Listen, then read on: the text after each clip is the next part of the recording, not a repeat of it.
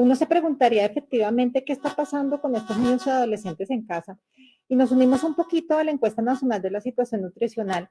2005 encontramos un 10.3% de sobrepeso y obesidad en nuestros niños y adolescentes. Sorpresa, va aumentando paulatinamente porque en el 2010 encontramos que en la encuesta nos dice que el 15.5% de nuestros niños y adolescentes empiezan a cursar con sobrepeso y obesidad. Y nuestra última encuesta, que fue en el 2015, nos muestra que ya casi el 18% de nuestra población infantil está cursando con sobrepeso y obesidad. Y ahí es donde uno se pregunta, ¿qué estamos haciendo para que nuestra población infantil cada vez esté aumentando estas cifras? Si lo relacionamos con la Organización Mundial de la Salud, vemos que en el 2016 sale una cifra que a nivel mundial nuestra población infantil está con un 18% o más de sobrepeso y obesidad, es decir, nos estamos acercando a estas cifras que están relacionadas con todo lo que es la población colombiana. Y entonces ahí es donde decimos qué puede estar pasando y cuáles son los factores de riesgo que pueden estar afectándonos o que pueden estar causando este sobrepeso o este aumento de peso en nuestra población infantil. Y nos encontramos con algo muy importante y es nuestra familia, ¿sí? La cultura, los hábitos alimentarios y todo lo que significa esa forma como fuimos educados desde el punto de vista de nutrición. Se pega a unas creencias en que estamos en una sociedad en que cada vez nos está llenando de más información y nos muestra que hay mitos que no son realidad con respecto a la alimentación o a las conductas alimentarias o hábitos como tal del día a día. Pasamos a algo tan importante como son la cantidad. Creemos que todos debemos consumir la misma cantidad de alimentos y eso no es cierto. Depende el momento de vida que estamos viviendo, la etapa de la vida en la que estamos, cómo es nuestro gasto calórico, nuestro gasto nutricional en el día a día. Nuestra población infantil es una población que realmente es muy variable ese requerimiento nutricional y esa necesidad nutricional. Por tanto, tenemos que ajustarnos a unas cantidades específicas de forma individualizada. Los tipos de alimentos. En algún momento creemos que un alimento se puede sustituir o se puede reemplazar por otro y eso muchas veces no es tan cierto. Hay alimentos que sí podemos llegar a ser equitativos, equilibrados con otros, pero hay una gran cantidad de alimentos que son únicos y que realmente se necesitan incluir en la alimentación. La preparación de los alimentos es muy importante porque de eso también depende que haya un mejor aporte nutricional o que se esté deteriorando el aporte nutricional. Las amistades, sabemos que las amistades definitivamente sí o sí tienen influencia de una forma muy positiva o quizás no tan positiva dependiendo del caso. Casi todos queremos hablar de nutrición y casi todos queremos saber de nutrición. Y a veces esos comentarios, esas ideas o esos mitos que se tengan no son tan reales o no son tan ciertos. Nos pasamos a algo como es la ingesta de líquidos o la ingesta como tal de agua y líquidos en general. ¿Hasta qué punto es poco? ¿Hasta qué punto es mucho? ¿Hasta qué punto estamos tomando decisiones adecuadas con respecto a los líquidos que nuestra población infantil está consumiendo? Y los medios de comunicación, los medios de comunicación que definitivamente nos está bombardeando a nuestra población infantil. Es una población muy sensible. ¿Qué está recibiendo? ¿Qué se está filtrando? ¿Y qué está proyectando en su quehacer alimentario? Entonces nos preguntamos, ¿cómo hacemos para identificar que un niño o un adolescente esté cambiando de una forma inadecuada su práctica alimentaria? ¿Cómo hacemos para determinar o identificar que estamos empezando un trastorno de alimentación? Primero, los cambios de peso. Los cambios de peso son supremamente importantes. Cuando vemos que un niño está cambiando su peso o por más o por menos, es una alerta. Y es una alerta grande porque quiere decir que ya hay cambios fundamentales. Para que se vea el cambio de peso, quiere decir que algo está sucediendo. Los cambios en las rutinas alimentarias. Si un niño o un adolescente en algún momento no estaba acostumbrado a desayunar y lo empieza a hacer, eso tenemos que mirar qué está sucediendo. O al contrario, a veces creemos que los niños están haciendo cambios en las prácticas adecuadas o apropiadas, es decir, que ya empezó a comer más frutas, que ya empezó a comer más verduras, que ya está tomando más agua, pero la pregunta es, ¿será lo adecuado para él? Y ahí es cuando tenemos que estar vigilantes de esos cambios en las rutinas alimentarias. La atrofia muscular. Cuando un niño o un adolescente empieza a perder masa muscular, quiere decir que su ingesta alimentaria es insuficiente. Lo vemos en la ropa, ¿sí? Algo tan sencillo como un pantalón, una camisa, nos puede decir se está bajando de peso y quizás es masa muscular. Los resaltes óseos. muchas veces cuando están en vestido de baño o se están cambiando o están en pijama, podemos alcanzar a ver cómo está cambiando sus resaltes óseos, es decir, puede estar haciendo una osteodistrofia y no nos estamos percatando. Muchas veces los huesos empiezan a deformarse de tal forma que no nos percatamos sino hasta cuando realmente es algo severo. La idea, ¿cuál es? Estar muy alertas con la parte clínica. Los cambios en la piel, puede haber una escamación, puede haber un resecamiento excesivo y eso no simplemente puede ser falta de crema o falta de hidratación, puede llegar a ser una deficiencia nutricional importante. El lanugo, que es un vello que sale secundario a una deficiencia de tejido graso, es decir, cuando hay unas deficiencias de tejido graso importante, empieza a salir un vello que es un vello no es agradable, es un vello que es usualmente desordenado, le decimos, y que es claro en un proceso de desnutrición. La caída de cabello, muchas veces las madres sobre todo refieren de que se le cae muy fácil o muy rápido el cabello a los adolescentes o que realmente está cambiando todo el tiempo de cabello. Lo nota por qué, por las cobijas, lo nota por el cepillo. Hay cosas que realmente le dan a uno una alerta con respecto a la caída del cabello. Las alteraciones dentarias tienen que ver mucho con que con un buen cepillado realmente empiezan a cambiar de color o empiezan a tonar un color amarillento o oscuro en su dentición. Las manos y pies amarillos y frías quiere decir realmente que estamos haciendo unas deficiencias nutricionales o unos excesos en algunos nutrientes específicos. Y un aspecto triste y demacrado que quiere decir que realmente cambia su estado anímico. Como decía el doctor Santiago, realmente es muy importante mirar cómo está emocionalmente ese niño, porque muy probablemente eso también está afectando la parte nutricional. ¿Qué otras cosas pueden ayudarnos en esa identidad? Es cambios en la actividad física. Si un niño o un adolescente no estaba realizando actividad física y de un momento para otro empieza a hacer actividad física de una forma excesiva, entonces no es el 20, 30 minutos de actividad física, que es una actividad realmente que puede llegar a ser muy saludable, sino que nos pasamos a hora y media, 2 horas de actividad física o de una forma muy excesiva en que lo tengan que hacer 2 veces al día, mañana, tarde, noche, pues obviamente que eso va a causar una alerta para que nosotros podamos identificar que algo está sucediendo. Amenorrea definitivamente cuando se pierde el periodo menstrual, quiere decir que venimos mínimo de 4 a 6 meses atrás con unas deficiencias nutricionales muy importantes. Entonces, ojo con esto, porque este es uno de los indicadores más importantes que nos muestra cronicidad, es decir, que esto ya se forma severo más de 4 a 6 meses. Conductas restrictivas y conductas compulsivas purgativas, es decir, extremos.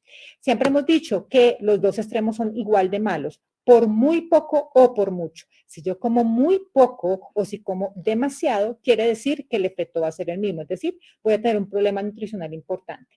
Las horas de sueño, muchas veces los niños y adolescentes empiezan a disminuir sus horas de sueño y empiezan a hacer actividades, ya sea en computador, ya sea celular, ya sea lectura, ya sea actividad física.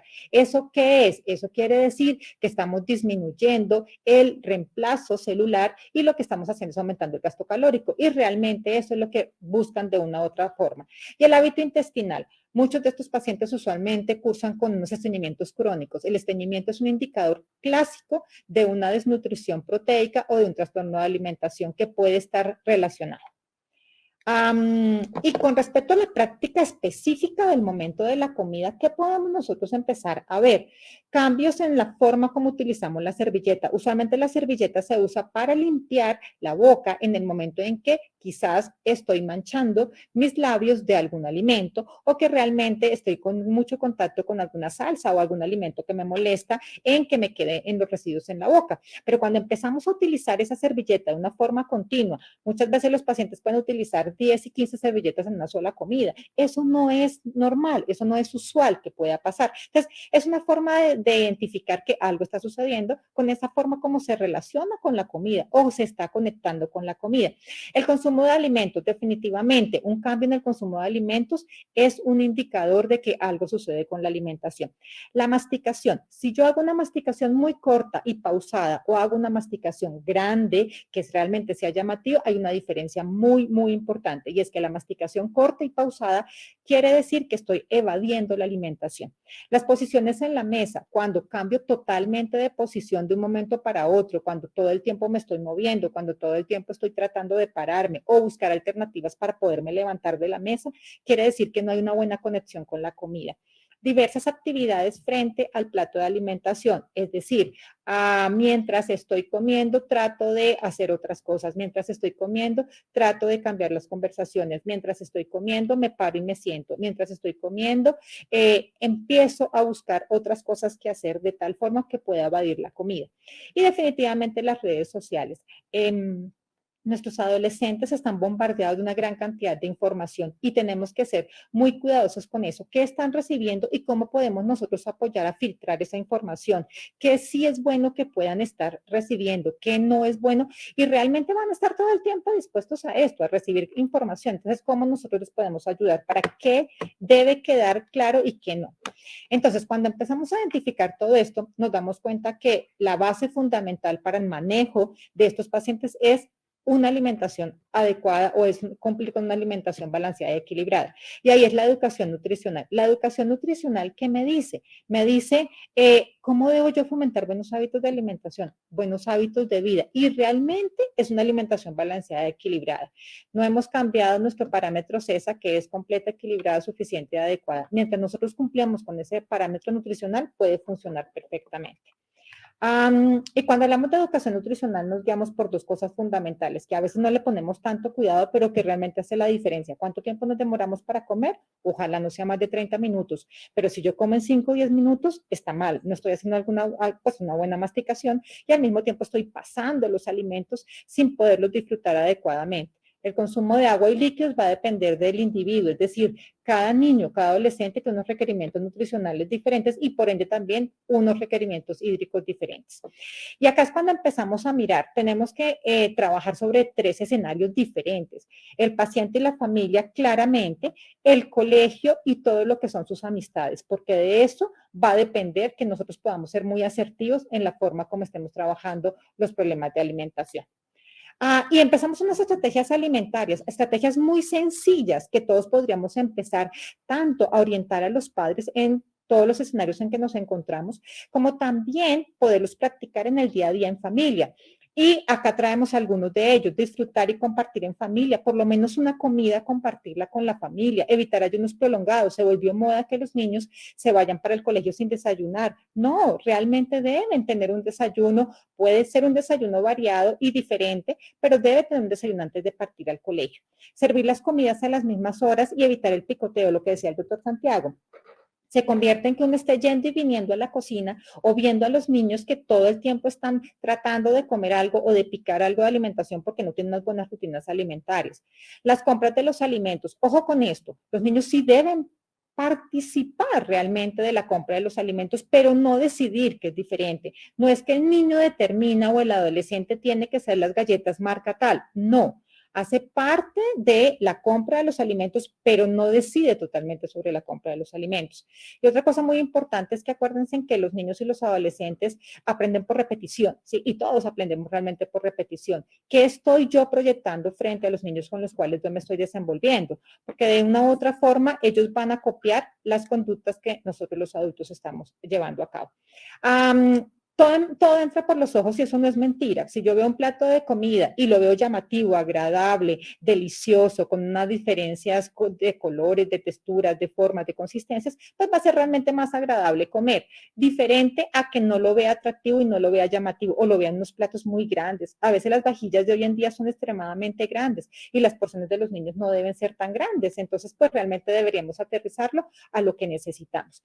Y este tema es realmente una de las cosas que más a nosotros nos preocupa y es que en qué momento el comedor se utiliza para otras cosas que no son comer, ¿sí? Y entonces ahora la mesa de estudio, el computador y unos diferentes escenarios de los niños y adolescentes se convirtieron también en comedor y en lugar para comer. Cuando es a comer y debemos fomentar eso, ¿sí? Debemos utilizar un sitio adecuado para comer sin distractores y sin utilizar medios electrónicos.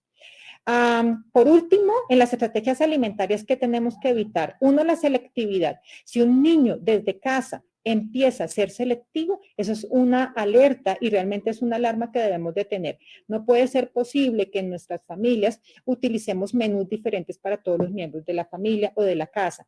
Entonces, si el desayuno, uno de los niños les gusta el huevo frito, el otro le gusta el huevo revuelto, entonces yo tengo que preparar diferentes. No, debemos crear buenos hábitos alimentarios y estamos nosotros los adultos encargados precisamente de fomentar esas buenas prácticas. Fomentar una buena masticación, tiempos para comer, disfrutarse la comida. Realmente entender que la comida tiene una razón de ser y que debemos cumplir con ella.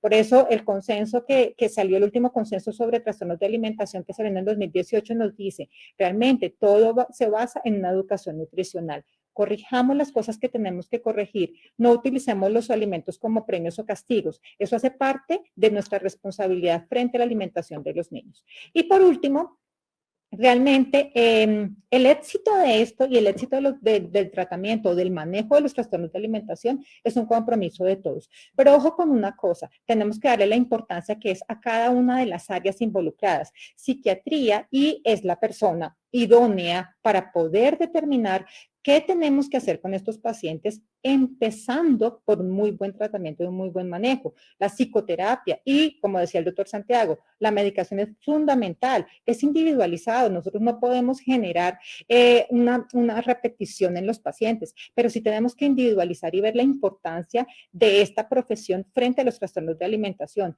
Solos no hacemos la diferencia, si no trabajamos en equipo multidisciplinario no lo vamos a lograr. Nutrición debe estar presente siempre porque nosotros tenemos que educar sobre las bases de alimentación. La familia, sin la familia no podemos nosotros pues avanzar en el manejo.